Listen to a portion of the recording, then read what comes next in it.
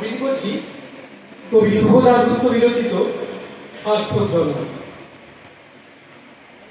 যে ছেলেটি চায়ের দোকানে একটু কাপ ধুচ্ছে রাস্তার ধারে, তাকে ডাকুন, তার কানে কানে বলুন, সুজলাং সুফলাং মালায়া শীতলাং।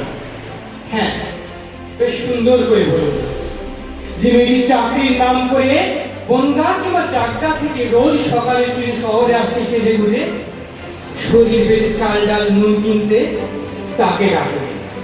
তার কানে কানে সুরেলা কণ্ঠে বলুন, সার্থক জনম আমার জন্মেছে এই দেশে। যে ছেলেটি লটারি টিকিট নিয়ে দরজায় দরজায় ঘুরছে আর বলছে, বিশ্বাস করুন আমি ভদ্রলোক, আজ 10 বছর হলো আমার কারখানা বন্ধ, লক আউট, তাকে ডাকুন।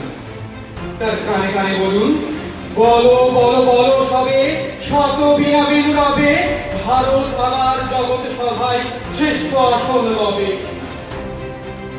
রাতের আকাশ কাঁপিয়ে অঝোর ধারায় বৃষ্টি নামলে, যে মা আজ লণ্ঠন হাতে টালির ভয়ে দরজায় ঠাঁই দাঁড়িয়ে থাকে তার খোকন, যে খোকনকে এমনই এক বর্ষার উন্মত্ত রাতে কালো গাড়ির পুলিশ ডেকে নিয়ে গেছিল আর পরানগরের রাস্তায় ভোরের ঘুম ভাঙা কুকুর প্রথম দেখেছিল যার গুলিবিদ্ধ রক্তাক্ত লাশ।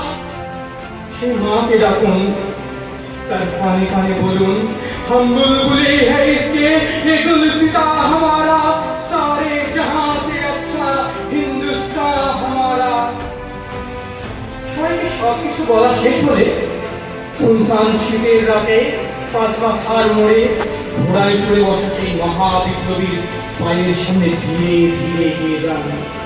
মোটা রাস্তায় রাতের বাতাসে সেখান পাবেন, শুনতে পাবেন সেই বিপ্লবী পুরুষের বজ্র কণ্ঠ, আমি তোমাদের কাছে রক্ত চেয়েছিলাম তোমাদের স্বাধীনতা এনে দেবো বলে, আমি পারিনি, কিন্তু আমি আমার সমস্ত জীবন উৎসর্গ করেছি।